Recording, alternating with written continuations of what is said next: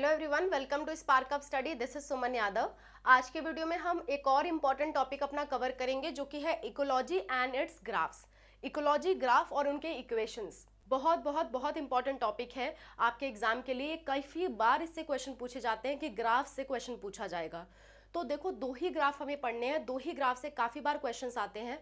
तो उसका इक्वेशन हम याद रखेंगे, उस इक्वेशन का क्या मतलब है हम याद रखेंगे, और ग्राफ कैसा बनता है और किस कंडीशन में वो ग्राफ बनता है। इतनी बातें बस हमें याद रखनी है और हमारा ये टॉपिक कवर हो जाएगा। इकोलॉजी में मेजॉरिटी ऑफ क्वेश्चंस यहाँ से पूछे जाते हैं, तो इसको हम कवर कर लेते हैं। इकोलॉजी में एक यहाँ से क्वेश्चन पूछा जाता है, एक आपका पॉपुलेशन इंटरैक्शन से, और एक बायोस्फीयर रिजर्व कितने हैं, नेशनल पार्क कितने हैं, यहाँ से आपके क्वेश्चन पूछे जाते हैं।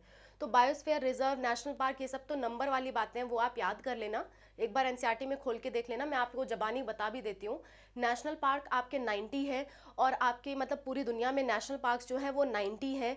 और अगर बात करूँ बायोडाइवर्सिटी हॉटस्पॉट की, तो वो 34 हैं, जिसमें से आपके 4 इंडिया में हैं, 3 आपके एनसीईआरटी में दिए हुए हैं, एक एक्स्ट्रा आता है जो कि आपका अंडमान निकोबार में सिचुएटेड है। वो मैंने आपको प्रीवियस ईयर क्वेश्चन सॉल्व कराते वक्त कराया भी था। ठीक है, तो चलो फिलहाल बात कर लेते हैं ecology, graphs and it's equation, जो कि एक बहुत ही इंपॉर्टेंट टॉपिक है। इसके बारे में हम थोड़ा डिस्कशन कर लेते हैं। देखो, जस्ट अ मिनट।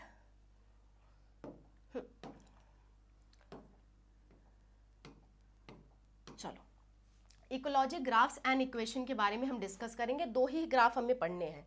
पहला आपको दिख रहा होगा, पहला हमको पढ़ना है ग्रोथ मॉडल का ग्राफ। ग्रोथ मॉडल में दो ग्राफ आते हैं आपके, मतलब ग्रोथ मॉडल का एक होता है और इसमें आपके दो ग्राफ आते हैं। जस्ट अ मिनट, एक मिनट रुक जाओ।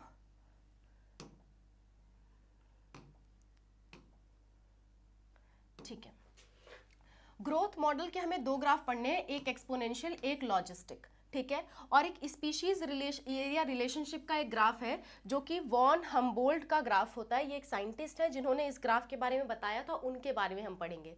सो टोटल देखा जाए 3 ग्राफ हैं। वैसे तो टॉपिक 2 है, लेकिन ग्राफ आपके 3 नजर आएंगे। एनसीईआरटी में 2 ही ग्राफ दे रखे हैं, पर मैं आपको समझाऊंगी ये 3 कैसे हैं। एनसीईआरटी में इन दोनों ग्राफ को मिला करके दे रखा है, मैं ये बात आपको समझाऊंगी। इसलिए मैंने शुरुआत में 2 ग्राफ कहा, क्योंकि एनसीईआरटी देखने जाओगे तो 2 ही ग्राफ नजर आएंगे, पर असल में उसे तोड़ के देखोगे तो टोटल 3 ग्राफ है वो। तो ग्रोथ मॉडल यानी कि कोई भी पॉपुलेशन की ग्रोथ कैसे होती है। जैसे मान लो ह्यूमन है, हम लोग ह्यूमन पहले हो सकता है बहुत कम रहे हो, आज के समय में पॉपुलेशन बहुत ज़्यादा ग्रो कर चुकी है।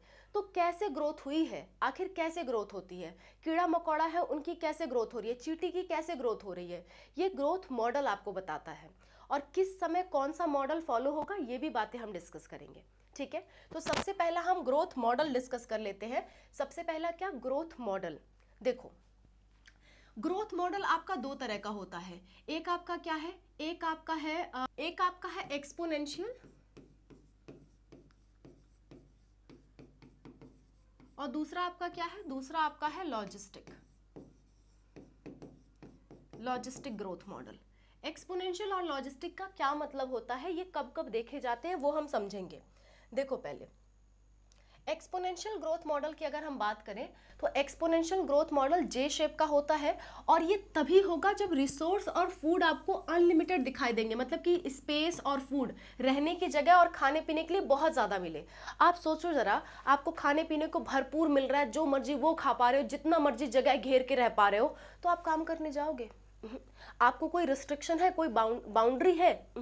बहुत सारा ऑर्गेनिजम्स को जब ये चीज़ें पर्याप्त मात्रा में मिलती है तो बहुत ज़्यादा वो रिप्रोडक्शन करते हैं। सोचो, अगर दुनिया में जगह बहुत ज़्यादा होती, खाना बहुत ज़्यादा होता, तो आज हम पॉपुलेशन ग्रोथ की बात कर रहे होते। हम इसलिए पॉपुलेशन ग्रोथ की बात कर रहे हैं, हम इसलिए कह रहे हैं कि ह्यूमन की पॉपुलेशन बहुत ज़्यादा हो गई है, उसे कंट्रोल में करने की ज़रूरत है। ऐसा हम इसलिए कह रहे हैं क्योंकि अब जगह की कमी पड़ रही है, जहाँ देखो वहाँ घर बनते जा रहे हैं। तो अगर बुद्धिजीवी लोग सोचें दिमाग से, तो आने वाले समय में ज़मीन में एक हिस्सा बचेगा ही नहीं, एक भी हिस्सा नहीं बचेगा जहाँ पे घर ना हो, अगर हम पॉपुलेशन ग्रोथ करते जाएं। इसलिए हमें सोचना पड़ रहा है, क्योंकि जगह की कमी है, खाने की कमी है, आने वाले कल में सूखा पड़ेगा और जगह की कमी पड़ेगी अगर इसी तरह से पॉपुलेशन बहुत ज़्यादा बढ़ती गई। ठीक है, तो इस केस में हमें सोचना पड़ रहा है कि हमें अपनी पॉपुलेशन कम करनी चाहिए। हर किसी को सोचना चाहिए कि पॉपुलेशन कम से कम हो। आप खुद एक बच्चे हो, आप कल को चल के शादी करोगे, आपके भी बच्चे होंगे, तो उस समय आपकी जिम्मेदारी बनती है कि एज अ रिस्पॉन्सिबल इंडिविजुअल आप सोचो कि मतलब मैं सिर्फ अपने शौक के लिए बच्चे पैदा ना करूं, मेरे पास पैसा है सिर्फ इसलिए ना करूं, देखूं कि वातावरण में, इन्वायरमेंट में कितनी ज़रूरत है भी या नहीं है। आप ऐसा मत सोचो कि हमारे भी 4 बच्चे हो, 10 बच्चे हो या एक भी बच्चा हो, तो एक बार सोचो ज़रा उससे आपकी इन्वायरमेंट पे क्या असर पड़ रहा है, क्या असर पड़ रहा है, आप कितना इन्वायरमेंट को कंट्रीब्यूट कर सकते हो और अपनी लाइफ में बिजी होकर के कितना कर पाओगे। थोड़ा इस बारे में सोचना चाहिए हर किसी को। हम सिर्फ नीट के लिए नहीं पढ़ रहे हैं, हम सिर्फ किसी एग्ज़ाम के लिए नहीं पढ़ रहे हैं, हम सिर्फ एम्स, सीनेट, ये सब एग्ज़ाम के लिए नहीं पढ़ रहे हैं। हम जीवन में इसलिए नहीं आए हैं कि हम कोई एग्ज़ाम क्रैक कर ले और ऐशो आराम से अपनी ज़िंदगी गुजारें। हमें हर चीज़ सोचनी चाहिए। हम ह्यूमन बींग्स हैं। ह्यूमन बींग्स को सबसे ज़्यादा कॉन्शियस माइंड कहा जाता है और किसी के पास कॉन्शियसनेस नहीं है, हमारे अंदर है। तो हमें सोचना चाहिए हम इस दुनिया में क्यों आए हैं, क्या करने आए हैं। नीट एग्ज़ाम निकालने आए हैं, एम्स निकालने आए नहीं, ये सब तो एक ज़रिया है थोड़ा एजुकेशन पाने का। इस ज़रिए से आप कुछ एजुकेशन, कुछ नॉलेज पा जा रहे हो, लेकिन इसका इस्तेमाल करो अपने जीवन में।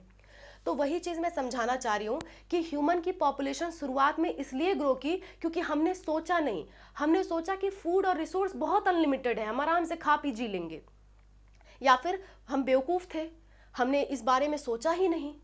पहली बात तो हमें लगा कि बहुत है, हम ग्रो कर लेंगे। दूसरी बात ये हो सकती है कि हम बेवकूफ़ हैं, हमने सोचा ही नहीं। तो अगर फूड और स्पेस अनलिमिटेड ना हो तो कभी भी जे शेप कर्व आपको देखने को नहीं मिलेगा। प्रेजेंट टाइम में आप अभी भले ही मतलब एक्सपोनेंशियल रेट से ग्रो कर लो, लेकिन एक समय ऐसा आएगा जब आपकी पॉपुलेशन ग्रो नहीं कर पाएगी। ऐसा हर एक ऑर्गेनिज्म के साथ होता है। सो जब तक फूड और स्पेस अनलिमिटेड है तब तक ग्रोथ कैसे होती है, जे शेप होती है, एक्सपोनेंशियल होती है। और हर एक स्पीशीज एक्सपोनेंशियली ग्रो कर सकती है अगर उसे फूड और स्पेस अनलिमिटेड मिले। मतलब मुर्गी है, मुर्गी को खाने को दे दो और जगह दे दो, अनलिमिटेड ग्रोथ करेगी। कोई कोई कीड़े होते हैं, एक समय जानते हो बरसात का जब मौसम आता है उनके लिए खाने पीने की चीज़ें अनलिमिटेड होती हैं। जगह तो कीड़ों मकोड़ों के लिए अनलिमिटेड है ही क्योंकि वो बहुत छोटे छोटे होते हैं, तो जगह उनके लिए अनलिमिटेड है। खाना और इन्वायरमेंट उनके लिए अगर फेवरेबल हो जाए तो उस केस में कभी कभी देखते हो बहुत कुछ कीड़े ऐसे होते हैं बहुत तेज़ी से ग्रो करते हैं। बरसात के मौसम में देखोगे कुछ कीड़े बहुत तेज़ी से ग्रो करेंगे, तो वो एक्सपोनेंशियल ग्रोथ शो करते हैं। एक बार आपने देखा होगा कि एक बार टिड्डियों का अटैक हुआ था, लोकस्टा टिड्डी दल अटैक कर गए थे यूपी वगैरह में। ये बहुत ज़्यादा मतलब बढ़ गए थे अचानक से। क्यों? क्योंकि उनको फूड अनलिमिटेड मिला, उनको इन्वायरमेंट बहुत फेवरेबल मिला, तो वो बहुत तेज़ी से ग्रो कर गए।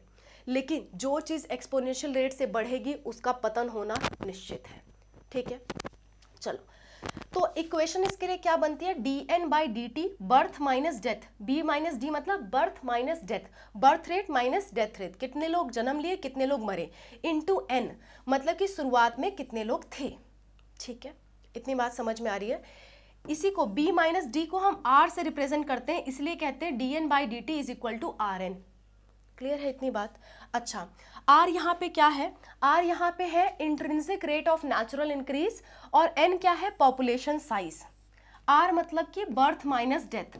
अगर कभी आर निकालने को आपको दे और बर्थ रेट डेथ रेट दे रखा है तो बर्थ में से डेथ आप माइनस करोगे, उसी को हम आर कहेंगे, यानी कि intrinsic rate of natural increase. इतनी बात समझ में आ रही है? तो इस चीज को थोड़ा सा हम दूसरे रूप में भी देखते हैं, थोड़ा सा दूसरे तरह से भी देखते हैं। कैसे? देखो जरा, अगर मैं आपको बताऊं एक्सपोनेंशियल रेट, एक्सपोनेंशियल जो ग्रोथ होती है उसका ग्राफ कैसा होता है, तो ऐसे आप ग्राफ प्लॉट करोगे तो एक्सपोनेंशियल आपको शुरुआत में धीरे धीरे बढ़ेगा, फिर अचानक से बहुत तेजी से बढ़ेगा और बढ़ता ही चले जाएगा। तो ये देखो आपको जे जैसा दिख रहा है, जे शेप का दिख रहा है, इसलिए हम इसे कहते हैं जे शेप कर्व। जे शेप कर्व इसे कहते हैं और ये क्या है, एक्सपोनेंशियल ग्रोथ को दिखा रहा है,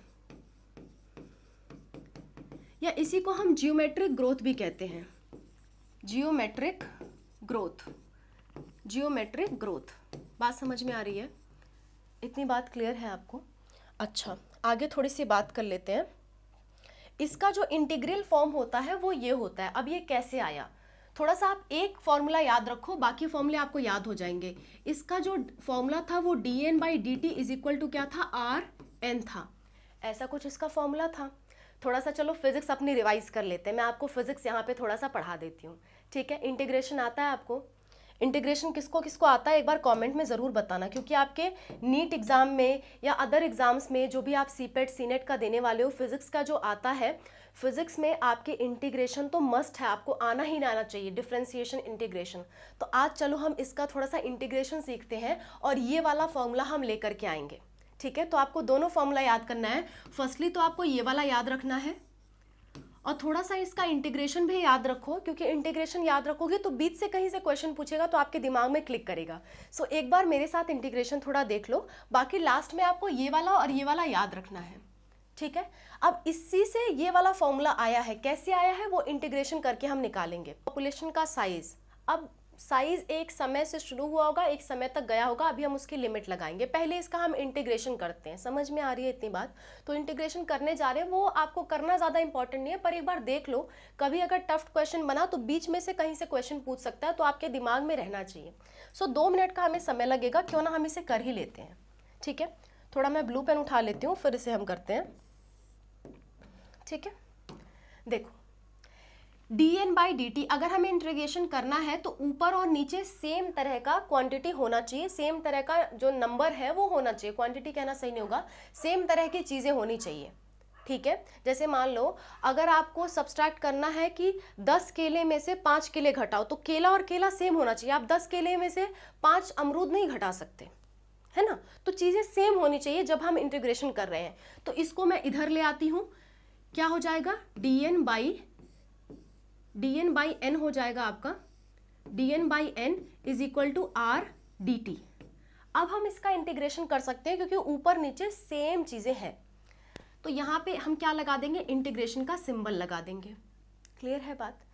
इसका इंटीग्रेशन हम कर रहे हैं n0 से शुरू कर रहे हैं, यानी कि इनिशियल पॉपुलेशन, nt मतलब कि फाइनल पॉपुलेशन, जो एक समय के बाद t टाइम के बाद जितनी पॉपुलेशन हो जाएगी।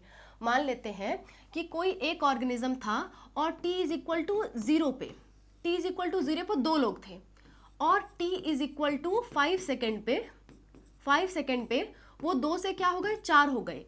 तो यहाँ पे n0 दिखा रहा है कि शुरुआत में कितने थे और nt दिखा रहा है कि फाइनल कितने हो गए। क्लियर है बात? अच्छा, अब इतनी बात क्लियर है। और टाइम कहाँ से, 0 से लेकर के t तक, 0 से लेकर के t टाइम तक हम अपना इंटीग्रेशन कर रहे हैं। अब यहाँ पे आपको एक फॉर्मूला याद रखना होगा, इंटीग्रेशन में हम एक फॉर्मूला पढ़ते हैं, वो फॉर्मूला क्या है? फॉर्मूला क्या होता है, अगर इंटीग्रेशन ऑफ 1/x dx होता है तो इसका जो इंटीग्रेशन होता है वो होता है log to the base e into X, ऐसा कुछ इंटीग्रेशन होता है। और अगर इंटीग्रेशन ऑफ dx आपसे पूछ लिया जाए तो इसका इंटीग्रेशन होता है x। इतनी बात समझ में आ रही है? तो यही फॉर्मूला हम यहाँ अप्लाई करेंगे। यहाँ पे आपका थोड़ा सा फिजिक्स रिवाइज हो जा रहा है, अच्छी बात है ना आपके लिए। आप ज़रूर कमेंट में बताना ऐसा एक्सप्लेनेशन आपको ठीक लगा या नहीं, या फिर मैं शॉर्टकट बता दिया करूँ आपको। एक बार ज़रूर आप कमेंट करके बताना। हाँ, ऐसा कभी कभी आपके लिए बहुत फ़ायदेमंद हो जाता है, जब भी टफ क्वेश्चंस आते हैं ना तो आप कर ले जाते हो, बहुत लोग इससे पीछे रह जाते हैं। सो थोड़ा सा देख लेना, आपके फिजिक्स में भी ये बड़ा काम आएगा। फिजिक्स तो पढ़नी ही पढ़नी है, तो ये चीज़ आपको पढ़ना ही पढ़ना है, तो फिजिक्स समझ के पढ़ लो। ठीक है, देखो ऐसा कुछ है, तो ये वाला रूप आपको यहाँ नज़र आ रहा है। एक्चुअल में ये क्या है, 1/n इंटू डी एन है, ये 1/n इंटू डी एन है। अगर इसे ध्यान से देखो तो 1/n इंटू डी एन है, तो 1/n, x को n मानो, 1/n इज इक्वल टू क्या होना चाहिए, log e n होना चाहिए। तो वही चीज़ मैं यहाँ पे लिख रही हूँ कि ये क्या हो जाएगा, जस्ट अ मिनट, फिर से मैं हम वही कलर उठा लेते हैं।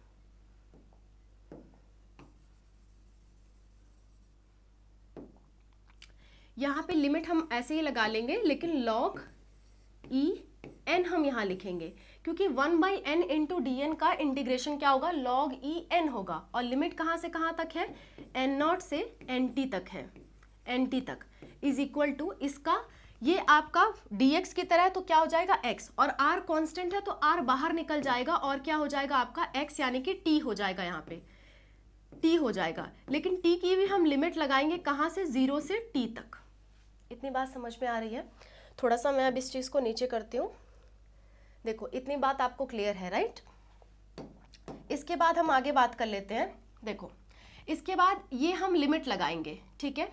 क्या लिमिट लगाएंगे, log e nt minus log E N naught. इतनी बात क्लियर है।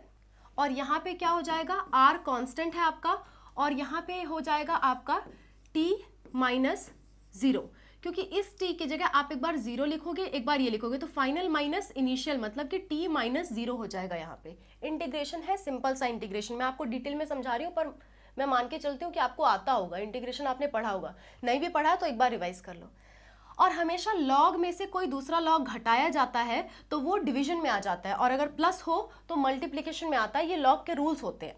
सो इसका क्या हो जाएगा, ये हो जाएगा log E N T by N naught, N T by N naught. इसको ऐसे नहीं लिखना चाहिए, जस्ट अ मिनट, अरे मिट जा, कभी कभी इरेजर काम ही नहीं करता, कोई बात नहीं, चलो, N T by N naught, ठीक है। और इक्वल्स टू आपको क्या लिखना है, आर टी माइनस जीरो क्या होता है, टी होता है, सिंपल सी बात है। अब ध्यान से सुनो, कभी भी लॉग ई को आप एक तरफ से दूसरे तरफ जब भेजोगे तो ये पावर में आ जाएगा, लॉग हट जाएगा और E to the power R T हो जाएगा। तो आप यहाँ क्या लिखोगे, N T is equal to N naught is equal to E to the power R T, ठीक है। फिर इसको हम एन नॉट को इधर ला दें तो क्या हो जाएगा, N T is equal to N naught E to the power R T.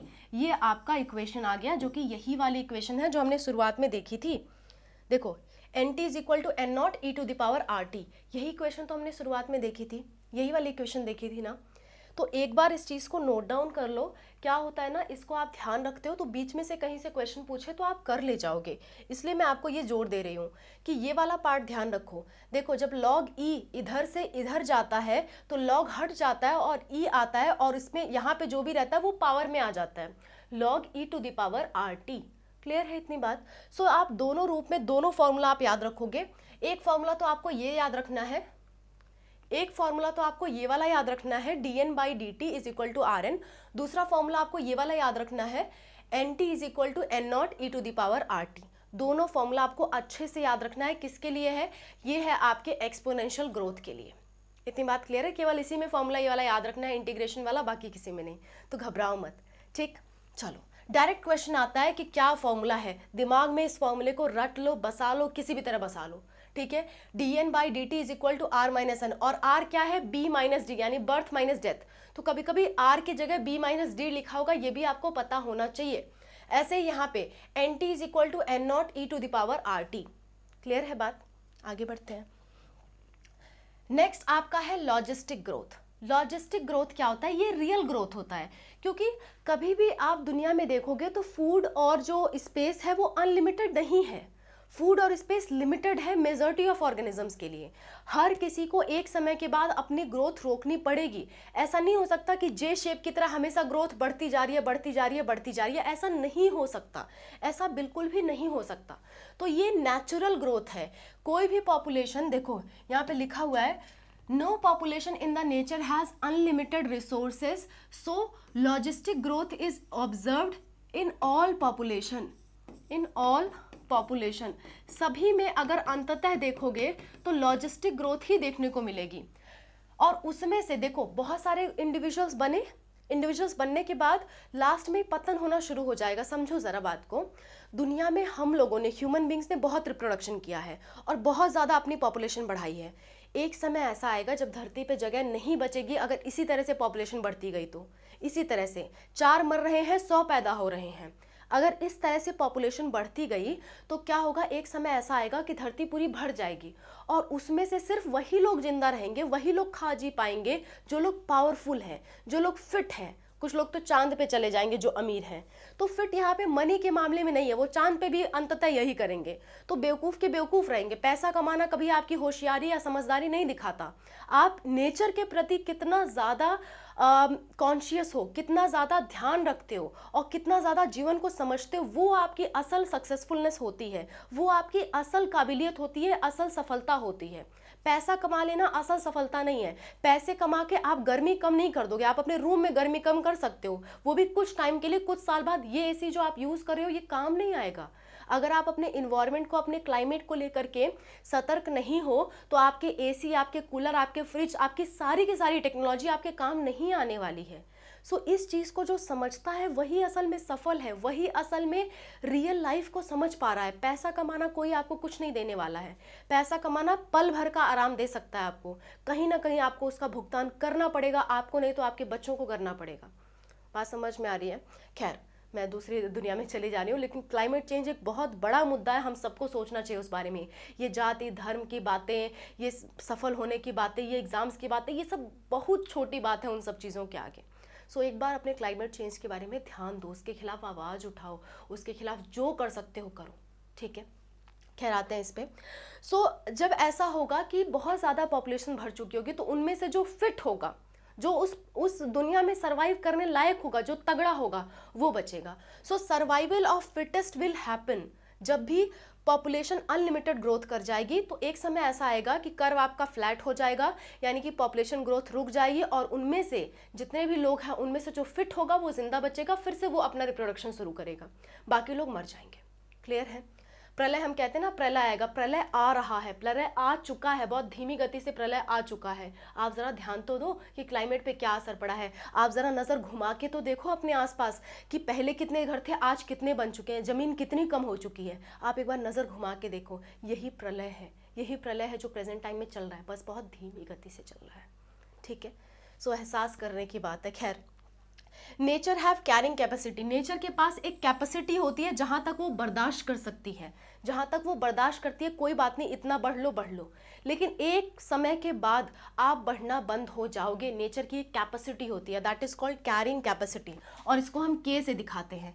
चाहे ह्यूमन बीइंग हो, चाहे जो भी ऑर्गेनिज्म हो दुनिया में, उसकी एक कैरिंग कैपेसिटी है, उसकी एक कैरिंग कैपेसिटी है, और उसको के से दिखाते हैं। और ये हर स्पीशीज के लिए एक पर्टिकुलर हैबिटेट में होती है, ठीक है? कि एक जो हैबिटेट है, एक जो एरिया है, जैसे मान लेते हैं पूरी दुनिया है, पूरी दुनिया में ह्यूमन बींग्स कितने हो सकते हैं, उसकी एक सीमा होगी। उस सीमा के बाहर आप नहीं जा सकते, वरना आपस में ही लड़के मर जाओगे। उस सीमा के बाहर गए तो किसी ना किसी रूप से नुकसान होगा। हम क्योंकि ह्यूमन बींग्स हैं तो उस सीमा से बाहर जा चुके हैं, लेकिन अपनी टेक्नोलॉजी का इस्तेमाल करके आज भी जीवित है, लेकिन इसकी भी एक सीमा है, कब तक आखिर, है ना? तो वो कब तक को कहते हैं कैरिंग कैपेसिटी। नेचर की एक क्षमता है कि कितने लोगों को वो बियर कर सकती है, उसे कहते हैं कैरिंग कैपेसिटी। और ये जो आपका है, ये रियलिस्टिक ग्रोथ है, ये आपका मतलब आपको दुनिया में देखने को मिल जाएगा ऐसा कर्व। तो दुनिया में अगर आपसे पूछा जाए कि कौन सा ग्रोथ का मॉडल चलता है, तो आप कहोगे लॉजिस्टिक ग्रोथ। एक्सपोनेंशियल वाला तो सिर्फ आइडियल कंडीशन है कि बहुत खाना बहुत जगह होगा तो होगा, और वो थोड़े समय के लिए होता है, अंततः आपका जो भी कर्व आएगा वो लॉजिस्टिक आएगा, ठीक है? तो कैसा होता है ये, इसका इक्वेशन भी याद रखो, dn/dt, और वहां पे rn तक ही था, लेकिन यहाँ पे ये चीज कैरिंग कैपेसिटी आ जाएगी, k - n/k। बहुत अच्छे से ध्यान रखना, इस जगह पे आपको बहुत कंफ्यूज करते हैं, उल्टे सीधे ऑप्शन बना के दे देते हैं। पर ध्यान रखना, नेचर की एक क्षमता है, कैरिंग कैपेसिटी है, तो ऊपर भी कैरिंग कैपेसिटी, नीचे भी कैरिंग कैपेसिटी, ऊपर भी नीचे भी, तो ऊपर भी के नीचे भी के, और के में से n घटाओगे। कैरिंग कैपेसिटी सबसे अहम बात होती है किसी भी चीज़ की। तो नेचर बहुत बड़ा इंपॉर्टेंस रखता है, इसलिए उसको बड़ा मानो, बड़े में से n को घटाओ और बाई k करो, ठीक है? बात समझ में आ गई? ऐसे आप फॉर्मूले को थोड़ा याद रखो। यहाँ तक तो फॉर्मूला सेम है, लेकिन ये चीज़ एक्स्ट्रा है लॉजिस्टिक ग्रोथ में, ठीक? इसका कर्व कैसा होता है देख लेते हैं। ऐसा होता है, आप ध्यान से अगर देखोगे तो शुरुआत में बहुत धीरे धीरे कोई पॉपुलेशन बढ़ती है, उस पर्टिकुलर फेज को हम कहते हैं लैग फेज, लैग, LAG। और इसके बाद जे शेप पॉपुलेशन बढ़ता है, जैसे कि एक्सपोनेंशियल में बढ़ता है। तो एक्सपोनेंशियल में हम सिर्फ इतना देख पाते हैं, इसलिए वो इमेजिनरी कर्व कहा जाता है कि वो थोड़े समय के लिए होता है। तो ये इस मोमेंट को हम कहते हैं एक्सपोनेंशियल, एक्सपोनेंशियल ग्रोथ, या इसी को आप कहते हो लॉग फेज, लॉग फेज, या इसी को आप कहते हो ज्योमेट्रिक ग्रोथ, ठीक है? सो वो एक पार्ट होता है लॉजिस्टिक कर्व का। आगे चल के फिर धीरे धीरे पॉपुलेशन क्या हो जानी है, रुक जानी है, क्योंकि एक समय आएगा जब कैरिंग कैपेसिटी अचीव कर चुकी हो, अब नेचर इससे ज़्यादा बर्दाश्त नहीं कर सकती, तो उस फेज को हम कहते हैं stationary phase, stationary phase. Stationary phase हम उस चीज़ को कहते हैं, ठीक है? सो स्टेशनरी फेज, एक्सपोनेंशियल ग्रोथ और लॉग फेज, और यहाँ पे क्या है, लैग फेज। क्लियर है इतनी बात? अच्छा, नेक्स्ट बात करती हूँ। देखो देखो ध्यान से, stationery phase, exponential growth, lag phase, ये तीनों ही पार्ट होते हैं आपके लॉग ग्रोथ के, मतलब लॉजिस्टिक मॉडल के। लॉजिस्टिक मॉडल के ये तीनों ही बातें हैं लॉजिस्टिक मॉडल की, ठीक है। अच्छा, लॉजिस्टिक मॉडल के कौन कौन से फेज? लैग फेज, जब पॉपुलेशन बहुत धीरे धीरे बढ़ रही है, सोचो दुनिया की शुरुआत हुई है, पॉपुलेशन बहुत धीरे धीरे बढ़ रही है। इसके बाद है एक्सपोनेंशियल फेज, बहुत तेजी से बढ़ रहे हैं, जैसे कि अभी हम लोग कर रहे हैं, बहुत तेजी से बढ़ रहे हैं। एक समय ऐसा आएगा जब नेचर जवाब दे देगी और हमारा क्या आ जाएगा? स्टेशनरी फेज, हमें मजबूरन पॉपुलेशन ग्रोथ रोकनी पड़ेगी। तो ऐसा दिन ना आए, इससे पहले अभी सुधर जाओ, अभी सोच लो, अभी ध्यान दे लो कि हमें पॉपुलेशन नहीं बढ़ानी चाहिए, हमें पॉपुलेशन नहीं बढ़ानी चाहिए, ठीक है। इतनी बात समझ में आती है?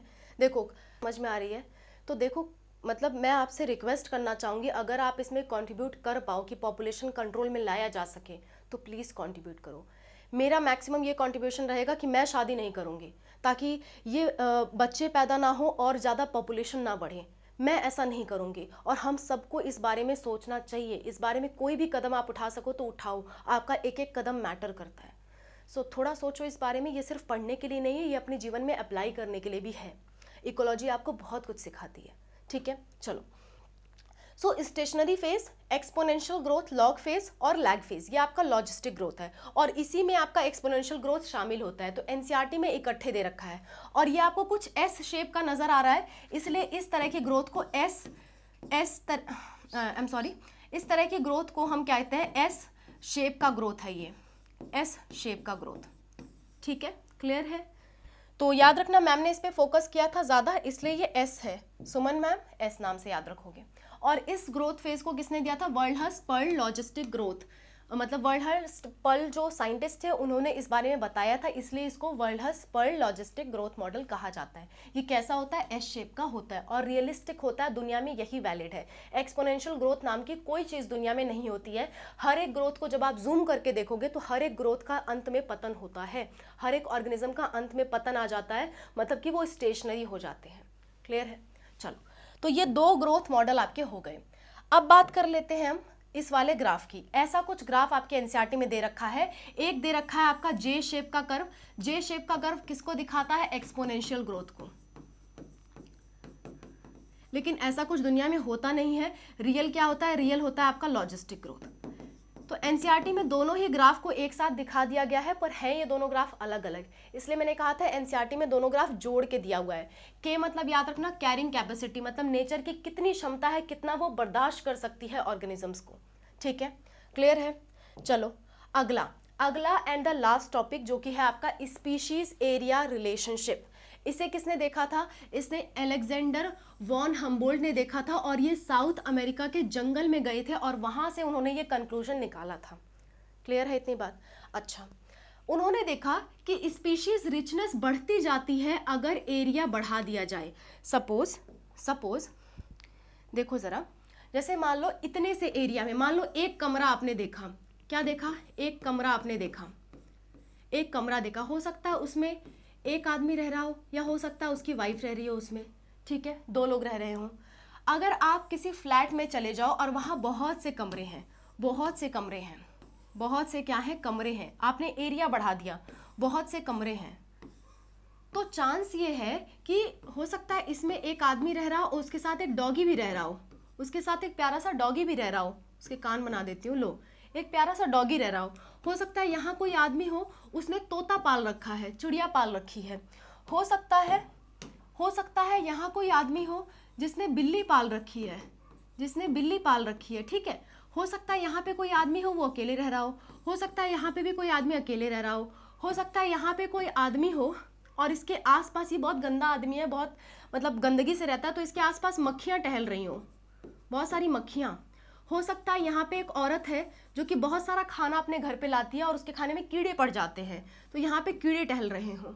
हो सकता है यहाँ पे कोई एक औरत हो जो कि क्या कर रहा है, बहुत अपने मतलब साफ सफाई से रखती है, लेकिन कुछ कोनों तक वो पहुँच नहीं पाती जहाँ के, जिसकी वजह से वहाँ पे कॉकरोच पल रहे हों, कॉकरोच।